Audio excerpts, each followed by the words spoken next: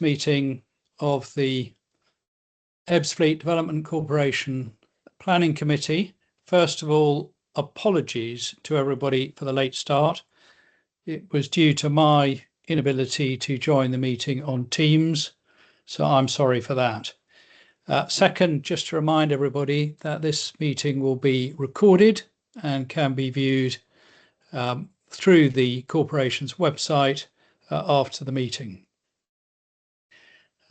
We're going to use Teams for those of us who are not in the room, and just to ensure orderly process, if people could use the hand raising function before making a contribution, and then I can call them in. So let's start with introductions. My name's Neil Cameron. I'm a non-executive on the Development Corporation and I chair this committee. Can I hand over to Valerie? Hello, good evening. I'm Valerie Owen. I'm a non-executive director of the Ebbsfleet Development Corporation and I'm the deputy chair, vice chair of this committee. Thank you. Lee? Lee Croxton, Chair of Planning, Gravesham Borough Council. I can't see myself, but as long as you can see me, that's great. We can see you in glorious Technicolor. Oh, wonderful, okay. Thank you. James. Thank you, Neil. James McInroy, newly joined, or recently joined member from Kent County Council, Deputy Cabinet Member for Economic Development. Thank you. Thank you. Now, do we have any other committee members? Ladies first. Yep. Good evening. I'm Penny Marsh and I'm an independent member of the Planning Committee. Good evening. I'm Councillor David Moat, Cabinet Member for Housing for Dartford Borough Council. Thank you, everybody. So let's move to the agenda. Apologies for absence. We have apologies from Fred Marudas, Chair. Thank you. Declarations of interest. Any declarations of interest in addition to the standing declarations? No. Urgent items. Any urgent items that need to be reported? No, there aren't any. Thank you. No, thank you. So we then have the minutes of our meeting on the 29th of October. Very many thanks for all those involved in the preparation. I've just got a couple of typos. Paragraph 2, it's got the Reverend Marsh Vice declared. I think we can probably delete any reference to Vice in connection with our esteemed fellow committee member, Penny Marsh. And then we go on in item 6 at the bottom of the page, on the 3rd page. There's a paragraph that begins, the chair invited members for a general discussion and commented that a lot of thought appears to be put into the proposal. And then if the text that follows could be deleted and replaced with, and was satisfied that further detail could be submitted pursuant to conditions and then considered by the EDC as planning authority. So I think if you've got that, are there any other comments on the minutes? No. David? Yeah, sorry. Having removed the vice out of Reverend Marsh, she is actually the deputy chair of the Ebbsfleet. Oh, the vice chair, right? Yes. Okay. That's wrong. Yes. So it should be the Reverend Marsh, Reverend Penny Marsh, declared that she is the vice chair of the Ebbsfleet Garden City Trust. That's it. Okay. Are you happy with that, Penny? Yes, thank you. Good. Any other comments, observations, corrections on the minutes? No. Can we approve? Do we then approve those minutes? Agreed. Agreed. Yes, Good. thank you. Thank you very much. Right, let's come on then to the main item on the agenda at item 5, the Education Hub at Alkerdon. And we'll follow our normal procedure, which is officer presentation. And we remind ourselves that we have a very useful report and we also have a supplementary report. We'll have an officer presentation of up to 10 minutes, followed by the supporters who have 5 minutes in total. Number of people attended registered to speak, and then members may have questions of the supporters, which won't be included in your 5 minutes, and then we'll have a committee debate. And when we've had a debate, we'll have a vote and make a decision. So I'm going to hand over to Shay to make the officer presentation. Thank you, Chair. Before I launch into the main presentation, I need to draw the committee's attention to the supplementary information which was circulated yesterday and published earlier today. This contained updates in respect of the revised National Planning Policy Framework, confirmed the receipt of an additional revised drawings which have been included in my officer's recommendation, and confirmed my response to a clarification email received from one of the original objectors.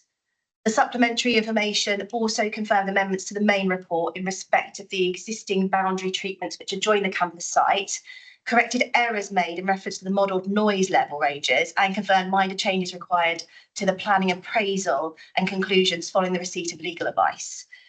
It's relevant to note that these updates and amendments to the recommendation and main report do not affect my officer's overall recommendation, which is to approve subject to the imposition of amended planning conditions. So, to the main presentation. I can confirm the application before you tonight is a non-material amendment application made under Section 96 of the Town and Country Planning Act 1990 as amended, and seeks to amend landscape plans and external works drawings to secure amendments to the external areas associated with the landscaping, car parking areas, sports pitches, and internal boundary treatment of the education campus, previously approved under Reserve Matters Application Reference EDC 200002. The non-material amendment is sought through changes to the wording of Planning Condition 2 of the Reserve Matters Approval, which requires the development to be carried out in accordance with the list of approved drawings and documents. Revised landscape plans, external works drawings, adoption and security site plans have been submitted to replace drawings previously listed under Planning Condition 2. These updated drawings incorporate the following alterations: realignment of the pedestrian and cycle access to the northwest corner to tie into the neighbouring residential development, traffic calming, raised table, moved and crossing points altered following a safety audit, reconfiguration of car parking spaces, sizes and layout following detailed tracking exercise, hard landscaping and central picnic area introduced to accommodate a future sport pavilion, which we submitted and assessed separately. The relocation extension of the cricket wicket from 4 wickets to 6 wickets, and the provision of additional acoustic fencing alongside part of the eastern boundary of the campus. The updates also result in changes to the provision of sport pitch facilities which serve the campus from 1 artificial grass pitch and 4 senior grass sport pitches to 2 artificial grass pitches and 3 senior grass sport pitches, together with the relocation of the artificial grass pitches from the north of the site to the southeast corner of the site. The applicant has confirmed that these changes are proposed following liaison meeting between the landowner and the future school operator to support more efficient and effective community use and management of the facilities. The changes are also being made to facilitate on-site provision of the artificial grass pitch, community pitch and associated pavilion in accordance with the Section 106 agreement for the wider Eastern Quarry development, rather than the sports provisions being provided off-site outside of the red line boundary for Eastern Quarry, which the Section 106 agreement allows for on a sequential basis. While statutory consultation and publicity requirements do not apply to this type of application, the application was publicised on the Ebbsfleet Development Corporation's weekly list. A total of 20 letters from 18 local residents have been received in objection to the non-material amendment application. The concerns raised have been listed in the main report, and due regard has been given to these representations through the detailed appraisal of the proposed changes, as detailed in the main report and supplementary information. Procedurally, as a non-material amendment application, the consideration of this application relates to the question as to whether the effect of the proposed changes to the wording of the specified condition is non-material, taken together with the previous non-material amendments to the overall scheme as originally approved. Government guidance does not define what changes may be treated as being non-material, as this will depend on the context of the overall scheme. In this instance, the changes to the landscaping plans and external works drawings do not alter the site boundary, buildings, external access, or the use of the campus as previously approved, nor are any material changes proposed or anticipated in respect of the hours of operation, transport, parking demand, traffic, or associated air pollution.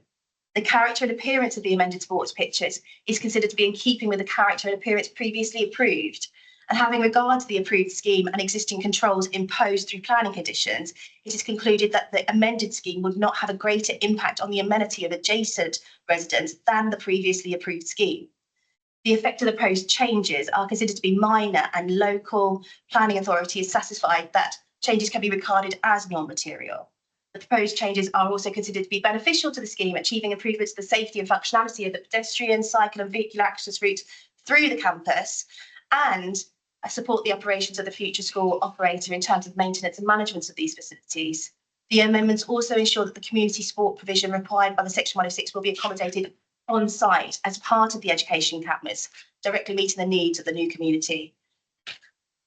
The application is therefore recommended for approval subject to the imposition of amended planning conditions to preceding reserve matters approval reference EDC 200002 as set out in the main report and supplementary information, with delegated authority to the Director of Planning in place to make minor changes to the wording. Thank you, Chair. Thank you very much indeed. So, as I understand it, two questions. One, is it a non-material change? And two, if it's non-material, do we, in the exercise of our discretion, consider that we ought to approve it? And when you refer to amending planning conditions, those are other non-material amendments that are recommended to be made, are they? Yes, correct. Thank you very much. Right. We will go straight on then to the supporters, and the supporters have 5 minutes. So it's up to you who you decide takes up those 5 minutes. Thank you, Chair. It'll just be myself talking this evening, and evening to you and members. My name is Kelly Lippett, and I'm an Associate Director at CBRE Planning, and we are the planning consultants for Henley Camland on this site, but also the wider Whitecliff development. As you've heard this evening, this non-material amendment application is looking to introduce a second all-weather pitch into the education campus at Eastern Quarry, alongside other minor alterations to the external envelope, which have transpired through the detailed design process. The education campus is at the heart of Whitecliff and will be a key community and leisure facility when fully open and operational. This application has been brought forward to deliver upon the Section 106 obligation within the outline planning permission for Whitecliff for an on-site all-weather community pitch. We do consider the updated site-wide landscape plan will deliver an improved campus compared to that already approved as part of the reserve matters permission. The sports pitch arrangement has been designed to improve the offering of sports facilities available for pupils of the school, but also the local community outside of school hours. In introducing a second all-weather pitch, this has opened up the central space within the campus to provide a picnic area for pupils, which will also deliver an additional outdoor amenity space for them to use within their school day. This cannot be provided and is not currently provided under the extant permission. Along with the central green space, it also provides a new larger space and reorientation for a pavilion, which will be subject to a forthcoming separate planning application. As mentioned by officers, the design team have engaged with Alethea Academies Trust, who are the incumbent school operator for the main campus throughout this process. And in placing the two all-weather pitches together, this would maximise efficiencies in respect of maintenance and management of the pitch for the trust. In locating these to the south, it will also facilitate a temporary school being provided on site whilst the main campus is being constructed. However, we do know this is subject to a separate planning application, which is currently being pending with Ebbsfleet Development Corporation. Through the application process, we have looked to address the local residents' comments that have been received. Through the revisions made, the scheme will include a new acoustic fence on the eastern boundary. And whilst noted by officers in their report, this is not necessarily required nor with mitigation, it will provide a further noise reduction measure. Overall, the proposed changes are non-material in the context of the wider Education Campus Permission and will deliver a wide range of sport and leisure facilities for pupils, but also the local community. Thank you very much for your time, and both myself and the design team are happy to answer any questions you have. Thank you very much indeed. Now, open to members if there are any questions that anybody would like to ask.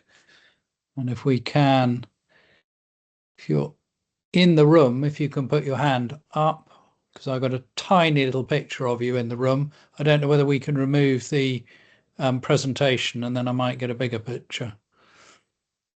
I'll look at that, Chair. Thank you. Anybody like to ask any questions? It's time for questions now, and then we can have a debate and observations afterwards. Can't see anybody. Penny has her hand up. Oh, Penny. Yes. Yeah, Now I can see you. Clarification. I'm just thinking about the noise barrier between the properties and how tall. I can see it's now going to be a wooden fence, and am I understanding that there's going to be some vegetation between that? How much higher would that be for the residents than their existing fences? It's okay, I'm probably going to pass on to the architect. You can give Alex a go to. Yeah, of course. Hello, guys. I'm Alex Agnew, landscape architect working at Define. Good to meet you all. In terms of the size of the acoustic fence, it's specified at two different heights. So where it's adjacent to the boundary of the residence, it's 2 meters high, which is consistent with the already permitted scheme in terms of the height of that fence. And then where it's directly adjacent to the sports pitch, it is 2.5 meters high. And that's in line with the guidance we've received from the acoustic specialist. Thank you. Thank you. Anybody else got any other questions they'd like to ask of the applicant team? Valerie. Thank you. I mean, my questions relate actually to the supplementary information and the paper that came, because my own, I suppose, concerns perhaps too strong, but nonetheless, the thing that interests me around this is similar to Penny's, I guess, which is the boundary treatments again and the noise levels and the visual appearance. Because whichever way I look at it, if you have two all-weather pitches side by side, even accepting that the original scheme had one, they are likely to be used for, well, more frequently, more likely to be used throughout the year and for extended periods. And in addition, I can see now the discussion around the noise levels, and that actually this additional acoustic fence looks as if it's going to reduce the noise levels by 10 decibels. And I don't pretend to be a noise expert, but I was concerned previously that it was very close to the threshold of acceptability, but that sounds as if it's appropriate. But we've also got this 4.5 meter sports fence, and even accepting that it's further away, you know, my goodness, that is incredibly tall, isn't it? And pretty close to residential amenity space, and it would have the appearance, I think, of almost like a, you know, prison enclosure or something, because it's so tall. I don't know what are your views on that in design terms? I can probably pick up in terms of the functionality point. So in terms of the 4.5 metre fence, that's actually guidance from Sport England and is being carried through from the extant reserve matters permission where that was required. So that's why that's just been taken through. That it's a Sport England have guidance to prevent balls going into people's gardens, etc. So that's the reason for that height. And just for, I truly can't remember this. Was it exactly the same in the original application? Has that been amended at all with this non-material amendment application? I'm pretty sure it is exactly the same, but Alex can confirm it. Yeah, he's nodding. So Yeah, I'm happy to sort of add a bit of explanation to that. So in the extent permission, the artificial pitch had the same 4.5 meter high specification, and that's that's standard for that use. On top of that, in the extent permission, there was 6 meter high ball stop fencing proposed along that boundary. In that location, actually a little bit closer to the residents there, and that was to do with the location of the cricket pitch being located in the south. Obviously that has now moved in the updated proposal, so there is no longer a 6 meter ball stop fence there. So whilst we appreciate that there will be a 4.5 meter pitch associated with the artificial pitches along that boundary now, there is the removal of a 6 meter ball stop fence in that location. So we'd see that as a positive in terms of the treatment along that boundary. Yeah, that is actually really helpful. Sorry. Okay, so in terms of this amendment, we've actually got a reduced impact, one would think, in terms of the visual appearance, and the acoustic impact should be 10 decibels lesser or lower than was originally planned. Okay, because most of the objections are around, aren't they, amenity and loss of amenity, but it does sound to me as if you have addressed many of those concerns, so thank you. Thank you. Lee. Yes, very quick one. When I looked at it, I had no problems, but just wondered for some reassurance about lighting. Will there be artificial lighting, which of course can be a very big issue for local communities? yes, of course. So the artificial pitches are proposed to be floodlit. However, that detail is secured under a separate condition as part of the Education Hub Reserve Matters consent. However, to give hopefully some comfort to yourselves and residents, we did submit informally the lighting design, and that will again be subject to a separate planning application. But there are proposed to be 15 metre high floodlights around the pitches, but they would have shields on to minimise any backspill onto the residents. Chair, I think this may be a problem area in future, but I'm sure that can be addressed. Thank you. And I think, Valerie, you've got your hand up as well. I also think you might be muted. So I've realised. Thank you. Yeah. What are the hours of opening? I mean, when will it be floodlit and noisy and all the rest of it? And are there times that restrict use? Yeah, so in obviously natural school hours, that will be used for the education campus itself. Yeah. Out of school hours designated as 6 p.m. to 10 p.m. And that's carried through into the weekend. So the last point on a weekend is also, I think it's 8 a.m. to 10 p.m. as well on the weekend. In terms of lighting, we have provided as part of the documentation as an application, there will be the mechanism for the trust to, when the pitches aren't in use, to turn the floodlights off, so they won't be on necessarily all the time if they're not in use. And with the 2 pitches, there'll also be the capability of, if one pitch is in use, only those floodlights will be on and not necessarily on another pitch. But as said, we will submit those details under the relevant planning condition on the wider Reserve Matters permission. Thank you. Chair, could I come back? In my experience of lighting in pitches near to residential areas, they invariably can come back and bite us. I think we need to be very clear, or the community needs to be very clear when they are going to be switched on, because quite often they can be switched on, in my experience in other areas, rather earlier and later than we might have given planning permission for. But I just throw that out as an area which I would have concern.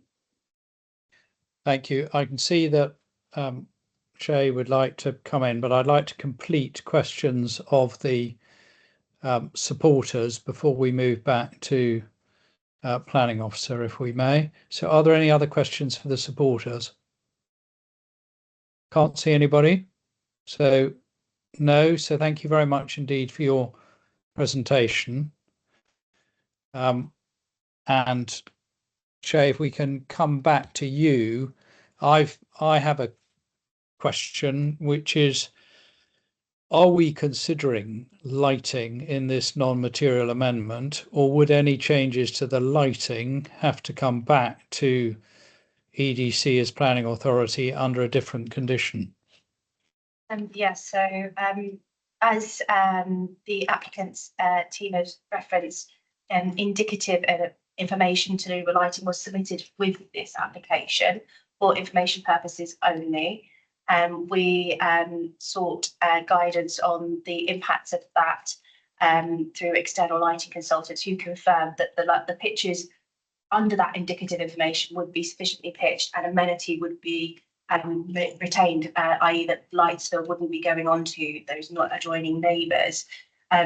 However, again, a separate planning condition stands that requires that information to come forward under the extant permission, and it's not been adjusted here in terms of the requirements that amenity is assured through lighting structures and capping, as you say, directional light. So that is fully covered, including the operation of hours and that mechanisms that the applicant has just referred to in terms of turning them off when not in use. I think when we have this sufficiently covered and was considered under the schemes previously approved by reserve matters. So, in short, we're not considering lighting with this non-material amendment, but Lee has expressed a concern about lighting, and no doubt that can be taken into account and should be taken into account when considering any application in relation to the lighting. But we better focus on this non-material amendment. Do people have views that they'd like to put forward?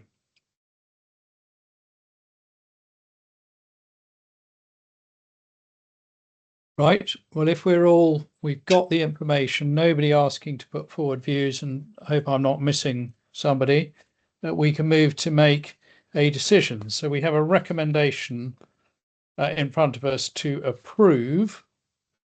So I will ask for those in favour of that recommendation. That's everyone. Thank you. Thank you very much, everybody. So that completes that item on the agenda, and we've then got delegated items report. This is for noting, but it gives us a chance to ask any questions we'd like to about the delegated items. So has anybody got any questions about delegated items?